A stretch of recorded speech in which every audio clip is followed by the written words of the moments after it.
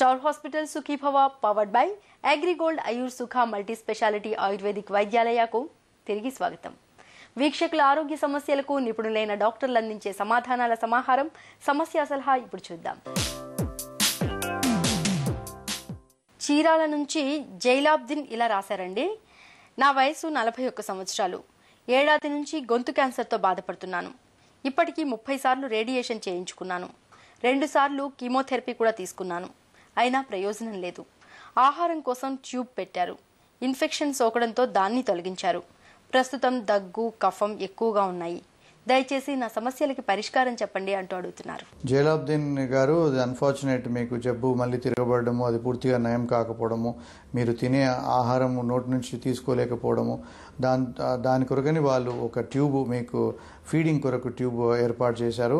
ఆ ట్యూబ్ ద్వారానే మీరు ఆహారం తీసుకోవడం మంచిది. డైటీషియన్ కన్సల్ట్ చేసి డైటీషియన్ ద్వారా మన లిక్విడ్ రూపంలో, ద్రవ రూపంలో గుడ్ న్యూట్రిషనల్ ఫుడ్ మనము ఎన్ని సంవత్సరాలైనా ఇవ్వచ్చు. మీరు డైటీషియన్ కన్సల్ట్ చేసి లిక్విడ్ డైట్ని ఆ ట్యూబ్ ద్వారా ఇచ్చుకుంటేనే మన కాలం గడపడం అవసరం. కర్నూలు నుంచి రంగారావు ఈ లెటర్ రాశారండి. నాకు 70 ఏళ్లు. 3 ఏళ్ల నుంచి గొంతులో పిల్లి కూతలు వస్తున్నాయి. ఆస్తమా లాంటి సమస్యలు ఏవీ లేవు. డాక్టర్కి చూపిస్తే ఈస్నోఫీలియా అన్నారు. నాకు ఈ సమస్య తగ్గే మార్గం చెప్పండి అంటూ రాశారు. రంగారావు గారు, మీకు ఆస్తమా లేకుండానే పిల్లి కూతలు వస్తున్నాయి గొంతులో నుండి అని చెప్పడం జరిగింది.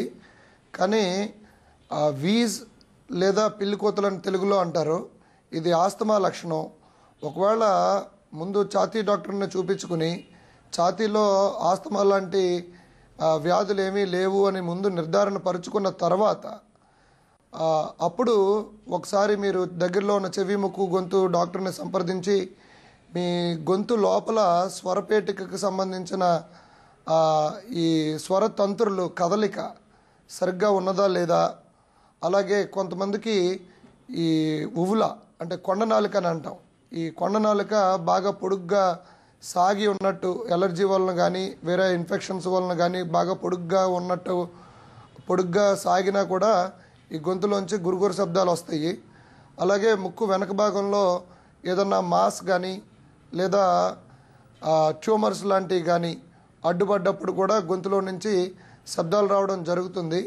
సో ఇలాంటి అడ్డులు ఎక్కడన్నా ఉన్నాయా, ఈ గొంతు కదలికలకు సంబంధించిన నరాలు అన్నీ సరిగ్గా పనిచేస్తున్నాయా లేదా అనబడే వాటిని పరీక్షించి దాన్ని బట్టి మీకు ట్రీట్మెంట్ ఇవ్వడం జరుగుతుంది.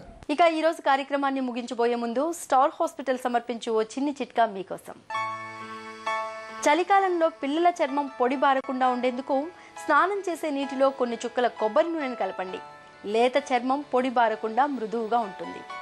మీ ఆరోగ్య సమస్యల్ని ఈరోజే మాకు రాసి పంపించండి. మా చిరునామా Sukhibhava, ETV 2, Ramoji film city, Hyderabad 501512 లేదా sukhibhava@etv.co.in కు మెయిల్ చేయండి.